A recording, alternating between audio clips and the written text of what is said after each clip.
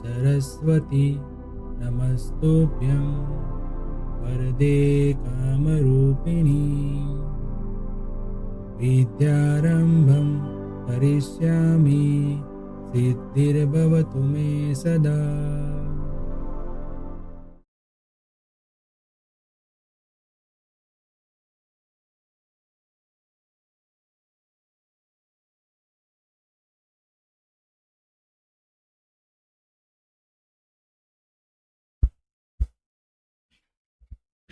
Hello everyone.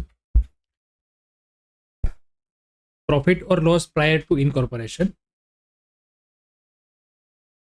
First lecture में हमने इसमें प्रॉफिट प्रायर टू इनकॉर्पोरेशन क्या होता है। जब कोई कंपनी इनकॉर्पोरेट होती है तो उसके पास दो ऑप्शन होते हैं, या तो नया बिजनेस शुरू करे या फिर कोई बिजनेस को रनिंग बिजनेस को टेक ओवर करे। तब जो क्वेश्चन अराइज होता है कंपनी की रजिस्ट्रेशन की प्रोसेस के टाइम, तो जितना भी टाइम मिलता है उसके बाद जब कंपनी रजिस्ट्रेशन का सर्टिफिकेट मिलता है उसके बाद बिजनेस शुरू कर सकती है। तो इससे पहले का जो प्रॉफिट है वो प्रॉफिट बोलते हैं हम प्रॉफिट और लॉस प्रायर टू इनकॉर्पोरेशन। उसकी मेथड भी हमने देखी थी। अगर हमें असर्टेन करना है, मतलब फाइंड करना है कि प्रायर टू इनकॉर्पोरेशन कितना प्रॉफिट या लॉस था, तो वो किस तरह से हम फाइंड कर सकेंगे। इसमें इंपॉर्टेंट पॉइंट्स भी देखे थे। अब आज उस पर हम अप्लाई करके एक प्रैक्टिकल क्वेश्चन करेंगे जो भी मेथड हमने लास्ट लेक्चर में देखी थी। इस मेथड में हमें दो टाइप के रेशियो चाहिए। फर्स्ट था वो टाइम रेशियो और सेकंड था सेल्स रेशियो, बराबर। तो पहले हम उसकी कैलकुलेशन किस तरीके से करनी है और कैसे उसका स्टेटमेंट हम बनाते हैं वो इस आज के लेक्चर में देखेंगे। तो क्वेश्चन जो है आज का हो गया क्वेश्चन नंबर 10। ठीक है। अब पहले तो एक क्वेश्चन पूरा देख लेते हैं। चलिए, तो क्वेश्चन यहाँ पे हम देखते हैं। सम नंबर 10 है।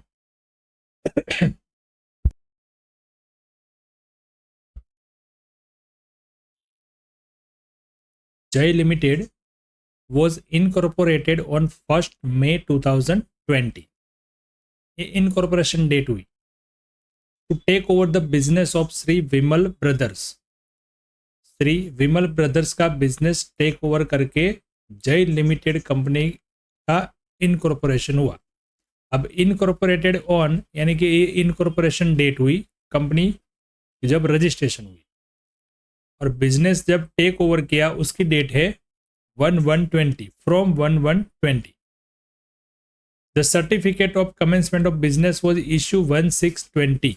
बिजनेस शुरू करने का सर्टिफिकेट जो है वो 1 जून को मिला। अब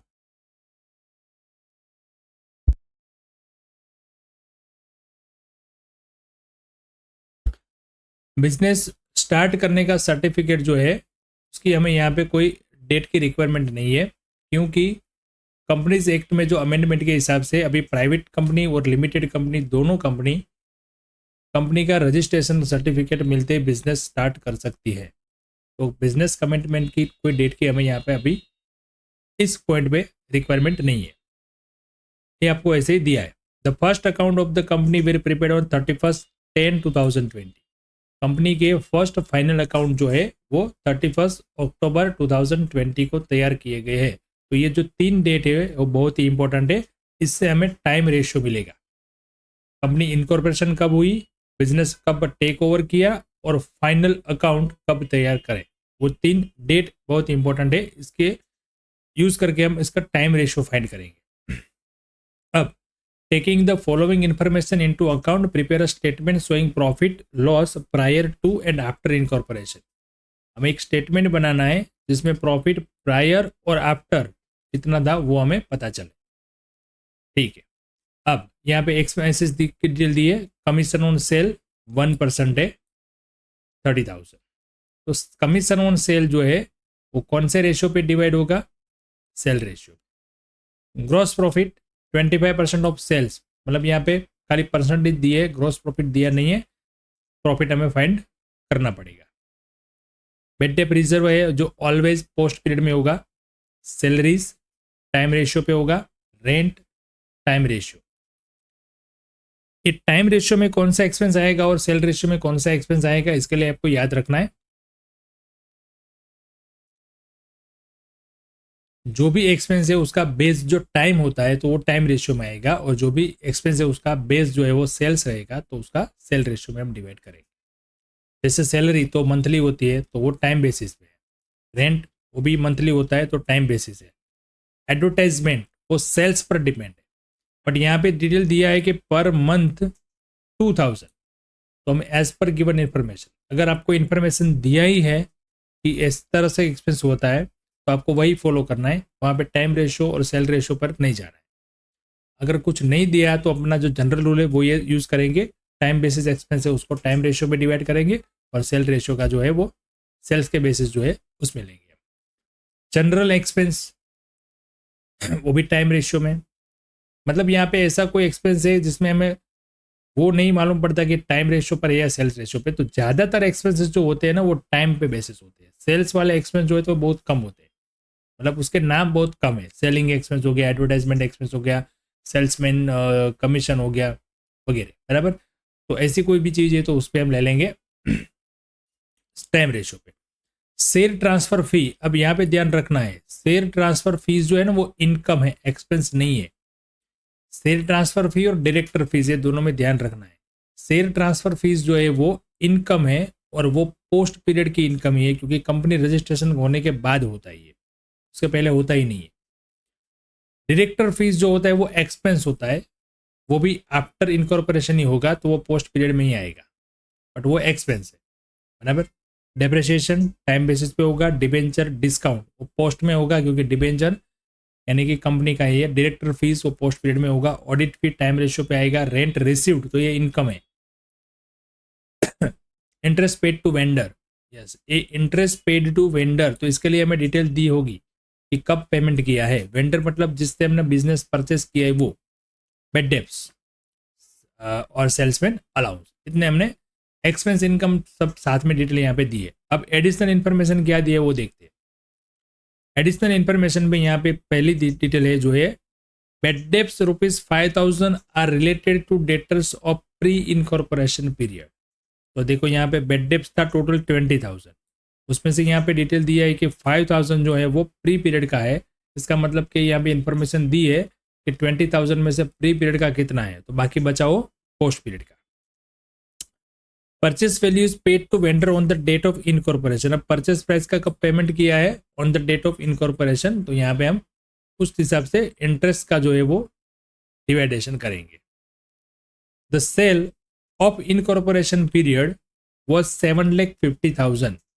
the sale of incorporation period, sales कितना है वो दिया है, इनकॉर्पोरेशन पीरियड का सेल्स जो है वो 7,50,000 है, ठीक है।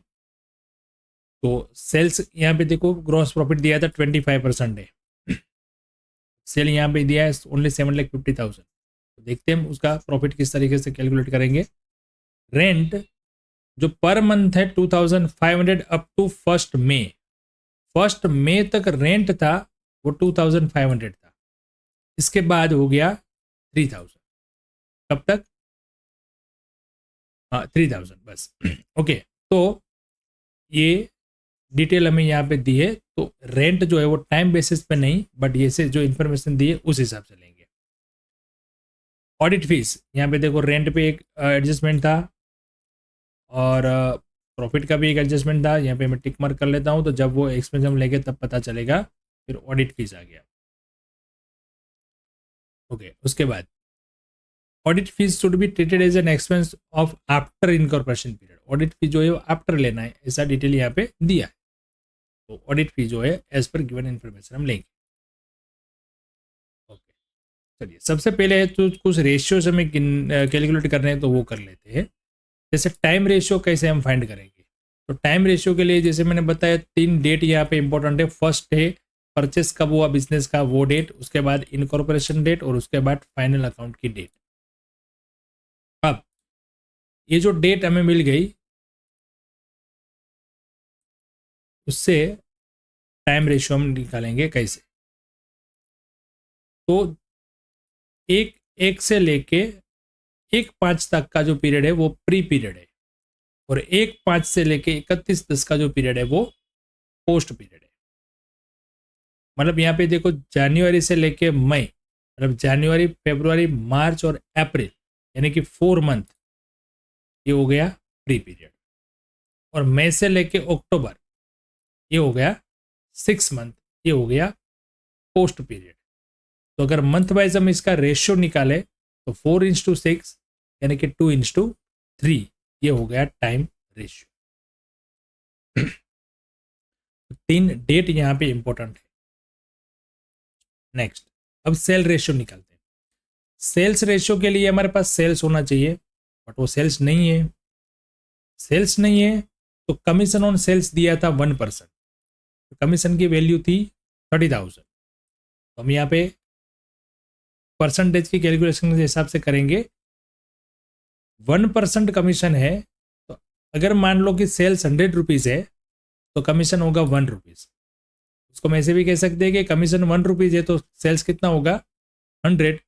सो हाउ मच 30,000 एट, तो हो गया 3 लाख टोटल सेल।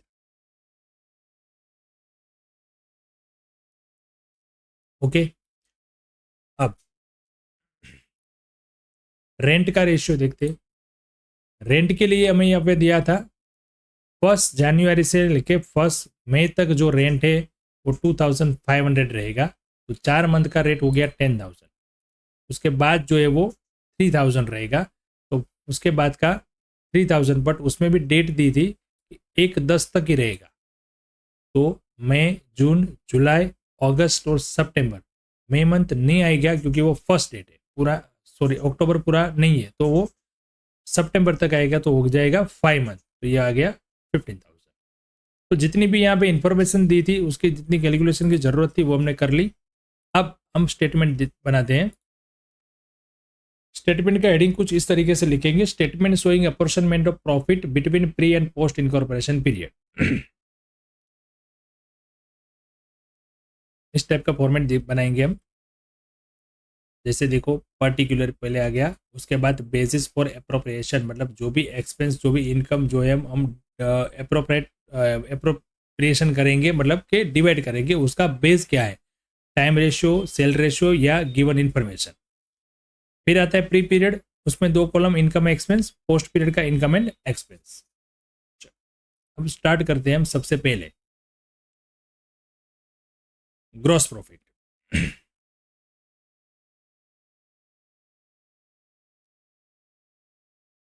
ओके, यहाँ पे सेल रेशियो की कैलकुलेशन हमारी बाकी रह गई है। ओके, सेल रेशियो की कैलकुलेशन पहले कर लेते हैं जस्ट।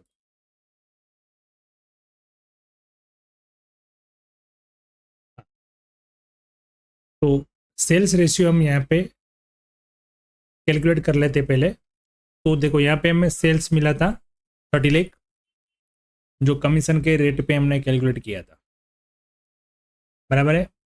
उसके बाद एक डिटेल हमें यहाँ पे दी थी, जो थी सेल्स की।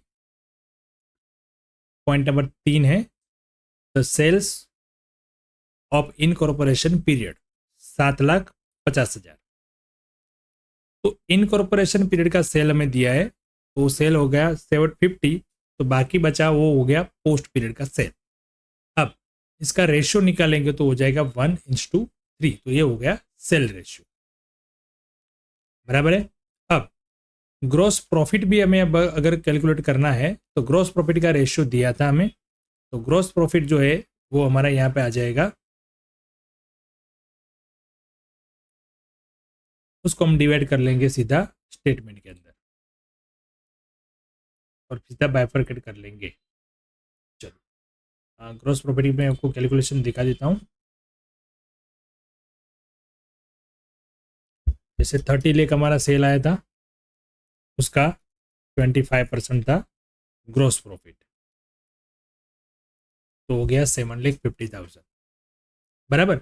अब इसको डिवाइड कैसे करना है, तो रेशियो आया हमारा 1:3, तो 7,50,000 इंटू 1 डिवाइडेड बाय 4, तो 1,87,500 जो है वो प्री पीरियड का हो गया, और 7,50,000 डिवाइडेड इंटू 3 डिवाइडेड बाई 4 यानी 5,62,500 वो हो गया पोस्ट पीरियड का। ये आप कैलकुलेशन करके अलग से दिखा भी सकते हैं हम, और यहाँ पे डायरेक्ट लिख सकते हैं भी है। ठीक है, चलो अब सबसे पहले स्टार्ट हमें ग्रोस प्रॉफिट से करना था। ग्रोस प्रॉफिट हमारा हो गया। इसके बाद यहाँ पे जैसे हमें डिटेल दी है उसको हम फर्स्ट से स्टार्ट करते हैं। जैसे कमीशन हो गया, तो कमीशन जो है हम सेल्स पे डिवाइड करेंगे। कमीशन ऑन सेल 30,000 जो है वो एक्सपेंस है, तो कमीशन सेल रेशियो में डिवाइड कर देंगे 1:3 एक्सपेंस के कॉलम में लिखेंगे। जो ग्रोस प्रॉफिट था वो इनकम में लिखना है, जो कमीशन है वो एक्सपेंस में लिखना है। ठीक है, उसके बाद क्या आया, bad debt reserve. Gross profit तो आ गया, बेड डेप रिजर्व जो है पोस्ट में लेना है। सैलरी जो है वो टाइम रेशियो में लेना है। रेंट हमें गिवन इन्फॉर्मेशन दी थी, उसमें हमने कैलकुलेट ऑलरेडी किया हुआ है, तो तीनों चीज़ें हम लिख लेते हैं स्टेटमेंट में। बेड डेप रिजर्व देखो यहाँ पे मैंने बेसिस में क्या लिखा, पोस्ट लिखा, कहाँ पे, एक्सपेंस में, बाकी सब में डैश। सैलरी जो है वो 2:3 में डिवाइड कर लेंगे। डिवाइड कैसे करना है वो मैंने प्रैक्टिकली आपको ग्रॉस प्रॉफिट में दिखाया कैसे करना है। इट्स 2:3 है, और टोटल सैलरी कितनी है, टोटल सैलरी है 120, तो उस हिसाब से उसको डिवाइड कर देना है। अब रेंट, रेंट के लिए ऑलरेडी कैलकुलेशन की है हमने, 10,000 और 15,000 आ रहा है एज पर गिवन, जो इन्फॉर्मेशन दी थी उस हिसाब से टोटल मिला के यहाँ पे देख लो 25,000 है। अब एडवर्टाइजमेंट की कैलकुलेशन करने की जरूरत नहीं है, क्योंकि यहाँ पे पर मंथ दिया है, तो कितने मंथ प्री पीरियड में है वो हमें पता है, तो वो भी एज गिवन हो जाएगा। एडवर्टाइजमेंट 2,000 4 मंथ पहले है प्री पीरियड में, और बाकी के 6 मंथ जो है वो पोस्ट पीरियड में है, तो ऐसे 8 और 12 आ जाएगा। जनरल एक्सपेंस जो है टाइम रेशो में डिवाइड कर लेंगे। प्रिलिमिनरी एक्सपेंस ऑलवेज पोस्ट में आता है, क्योंकि वो कंपनी का एक्सपेंस है। यस, शेयर ट्रांसफर फी ध्यान रखना, शेयर ट्रांसफर फी मैंने कहाँ पे लिखा, देखो इनकम में, और वो भी पोस्ट पीरियड में आएगा। शेयर ट्रांसफर फी इनकम है, डायरेक्टर फीस एक्सपेंस है, ये याद रखना है, और दोनों पोस्ट पीरियड में ही आता है, वो कंपनी का एक्सपेंस और इनकम है। यस, डेप्रिसिएशन जो है उसके लिए हम यहाँ पे देख लेते हैं। पहले क्वेश्चन में एक डिटेल दी है, बट अभी वो डिटेल हमें ध्यान में रखनी नहीं है। इस टॉपिक के लिए हम और क्वेश्चन में इसका कैलकुलेट करेंगे। ठीक है, तो डेप्रिसिएशन जो होता है वो टाइम बेसिस होता है। यहाँ पे मैंने एक चीज़ इग्नोर की है क्वेश्चन में, आपको ध्यान रखना है। Building is purchased by company 110-20, अभी वो हम ध्यान में नहीं लेते। ऐसा ही कोई टॉपिक और क्वेश्चन में आएगा, उस पर हम करेक्ट करेंगे। अब यहाँ पे ये अगर लेंगे तो आपका आंसर जो है बुक से मैच नहीं होता है, इसलिए मैं यहाँ पे इसको इग्नोर कर रहा हूँ। ठीक है, चलो अब डेप्रिसिएशन जो 45,000 है उसको टाइम रेशियो में डिवाइड कर लिया। उसके बाद डिबेंचर जो है वो पोस्ट पे आएगा, डायरेक्टर फीस भी पोस्ट में आएगा।